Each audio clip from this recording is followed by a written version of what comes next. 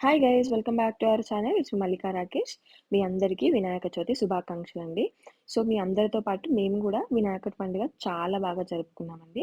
So అందరిలాగానే మేము కూడా పండగకి స్వీట్ చేసుకున్నాం అనమాట. పాశం, ఉండ్రాల పాశం అంటారు కదా. సో అది నేను ఇక్కడ ప్రిపేర్ చేస్తున్నాను అనమాట ఫాస్ట్గా. ఉండ్రాలు అంటే తాలికలు చేస్తున్నాము. మా ఇంట్లో స్వీట్ చాలా తక్కువగా తింటారని నాకైతే చాలా ఇష్టం స్వీట్. సో అందుకని నాకు సరిపడేటట్టుగా నేనైతే చేసుకుంటున్నాను. వాళ్ళు కొంచెం కొంచెం అయితే తింటారు. అండ్ దీని తర్వాత మేము ఇంకా తుమ్మి కూర కూడా చేసుకుంటారు కదా పండగకి స్పెషల్‌గా. అది ఇంకా ఇది సైమల్టేనియస్‌గా ప్రిపేర్ చేసేస్తున్నాను అనమాట. తుమ్మి కూరని ఒకరోజు ముందే అంతా ఇలా తీసి పెట్టేసుకున్నాను. సో దీనికి చాలా మట్టి మట్టి ఉంటుందనమాట. మంచిగా వాష్ చేయాలి ఆకుకూరలైతే మెయిన్‌లీ. ఇంకా అది కడిగేసుకున్న తర్వాత ఇక్కడ ఉండ్రాల కోసం వాటర్‌ని బాయిల్ చేసి పెట్టుకున్నాను ఉడకబెట్టడానికి. సో ఇవి ఉడకబెట్టేస్తున్నాను. మినిమమ్ ఒక 10 మినిట్స్ అయితే 15 మినిట్స్ అయితే టైం పడుతుంది ఉడకడానికి. సో ఒక్కొక్కరు ఒక్కో పద్ధతిలో చేసుకుంటారండి. మనం చిన్నప్పటి నుంచి మన అమ్మ వాళ్ళు, మన పేరెంట్స్ ఎలా చేస్తారో, మన ఫ్యామిలీలో ఎలాంటి రిచువల్స్ ఉన్నాయో అవే ఫాలో అవుతాం కదా. సో నేనైతే నాకు తెలిసిన విధంగానే చేసుకుంటున్నాను. సో ఇంకా తుమ్మి కూరకైతే ఇక్కడ ప్రిపేర్ అయిపోతుంది. ఇవి డైరెక్ట్‌గా చింతకాయ, పచ్చిమిర్చి, ఆకు వేసేసి ఇంకా నేను వీటినైతే ఉడకబెట్టేస్తున్నాను. ఇంకా పాశంకైతే బెల్లం నీళ్ళతోటే గోధుమ పిండిలో బ్యాటర్ లాగా ప్రిపేర్ చేసేసుకొని ఉడుకుతున్న ఉండ్రాళ్ళల్లో వేసేస్తామనమాట. వేసి కలుపుతూనే ఉండాలి. లేకపోతే అది కొంచెం మాడిపోతుంది కింద. అది ఆహ్, దాని బ్యాటర్ గట్టిగా అయిపోతుంది గదా. సో కొంచెం కలుపుతూనే ఉండాలి. ఒక మినిమమ్ ఒక 1 అవర్ అయితే ఈజీగా పడుతుందండి. ఒక్కొక్కరు చాలా ఐటెమ్స్ చేస్తారు. వాళ్ళకి టైం ఎలా సరిపోతుందో నాకైతే తెలీదు గానీ, నాకస్సలు టైం సరిపోదు. ఏంటో మరి నేనెంత ఫాస్ట్‌గా చేసినా స్లోగానే అవుతుంది వర్క్. ఇంకా ఇక్కడ తొమ్మిది కూర గూడా అయిపోయిందండి. ఇలా మంచిగా దగ్గరగా నూరుకున్నాంక పోపు బెట్టేసుకుంటే ఆకుకూర, ఇంకా నా ప్రసాదాలన్నయితే రెడీ అయిపోయినాయి. ఇంకో సైడ్ అత్తమ్మ పూజ చేసేస్తుంది. ఇద్దరం కలిసి ఒక్కొక్కటి చేసేసుకున్నాం. కొంచెం ఫాస్ట్‌గా అయిపోతుందనమాట.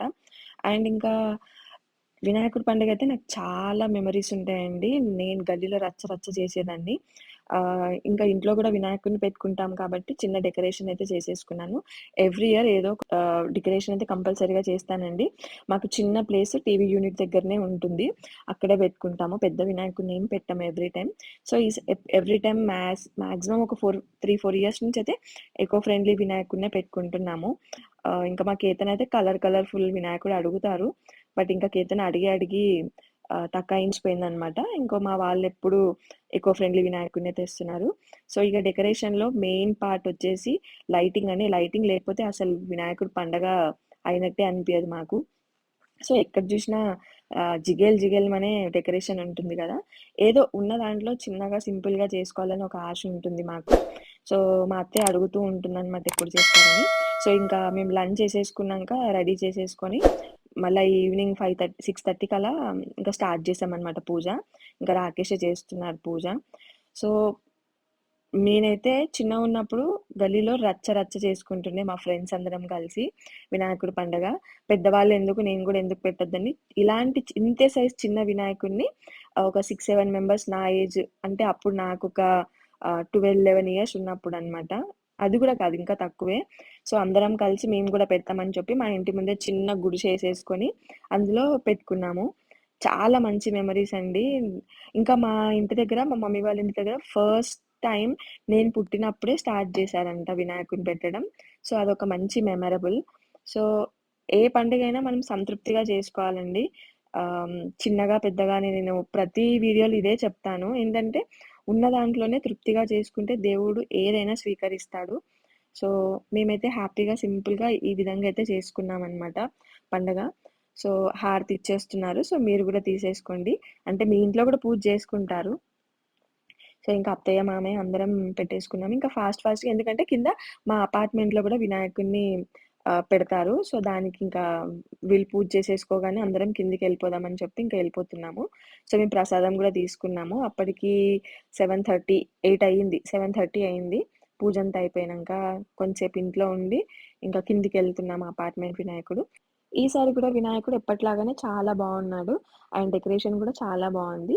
ఇంకా వినాయకుడు కొనిచ్చిన వాళ్ళే పూజ చేస్తున్నారనమాట ఫస్ట్ డే రోజు. ఇంకా ఒక 5 మినిట్స్‌లో అయితే పూజ అయిపోయింది. అందరం దేవుడికి దండం పెట్టేసుకున్నాంక మాకైతే చేకి ప్రసాదాలొచ్చేసాయి. ఈ ప్రసాదాలు తింటే రాత్రి డిన్నరే అయిపోతుందనమాట మాకైతే. అండ్ దాని తర్వాత కొంచెం పిల్లలు ఎంటర్టైన్ చేస్తున్నారు. కేతన్ అయితే డాన్స్ ఆడుతుంది పెద్దవాళ్ళతో కలిసి, చిన్న పిల్లలతో కలిసి. నన్ను కూడా ఆడమన్నారు. బట్ నేను వీడియో తీస్తున్నానని ఆగిపోయాను. యాక్చువల్‌గా మేము కలిసి నేను, రాకేష్, కేతన కలిసి వినాయకులను చూడ్డానికి వెళ్తామనమాట ఎవ్రీ టైమ్. సో, ఇంకా మేము బయలుదేరాము మా వీధిలో ఉన్న వినాయకులను చూడ్డానికి. సో, అక్కడనే బజాజ్ ఎలక్ట్రానిక్స్ దగ్గరగా ఉందని చెప్పి వెళ్ళాము ఫోన్ చూద్దామని. బట్ తీసుకోలేదు. అంతలోనే వర్షం స్టార్ట్ అయింది. కేతన ఫుల్ ఆడుకుంటుంది. అండ్ ఇంకా రిటర్న్ వచ్చేస్తున్నాం. ఇది మా ఇంటి దగ్గరలో పెద్ద వినాయకుడు అనమాట. ఇది మా మమ్మీ వాళ్ళ ఇంటి దగ్గర వినాయకుడు. ఇది మార్కెట్‌లో వినాయకుడు. సో, ఇంటికి రిటర్న్ వచ్చేసరికి ఇంకా అపార్ట్మెంట్‌లో గేమ్స్ ఆడుతున్నారు పిల్లలందరూ. సో, కేతన వాళ్ళ ఫ్రెండ్స్‌తో కలిసి మ్యూజికల్ చైర్‌లో జాయిన్ అయిపోయింది. తర్వాత మేము కూడా అందరం కలిసి కొద్దిసేపు ఆడుకున్నాము. చాలా బాగా అనిపించిందండి. సో, ఈ వీడియో ఇక్కడితో ఎండ్ చేసేస్తున్నాను. సో, నా సెలబ్రేషన్స్ ఇలా సింపుల్‌గా జరిగాయన్నమాట. So, thanks for watching my video. మీకు గనుక నా వీడియోస్ నచ్చినట్టయితే please check out my channel అండి. కంపల్సరీగా సబ్స్క్రైబ్ అయితే కొట్టండి. ఒక లైక్ కూడా చేయండి. వీలైతే షేర్ కూడా చేయండి. సో, మళ్ళీ ఒక మంచి వీడియోతో మళ్ళీ కలుద్దాం. Bye bye. Take care. Happy Vinayaka Chavithi.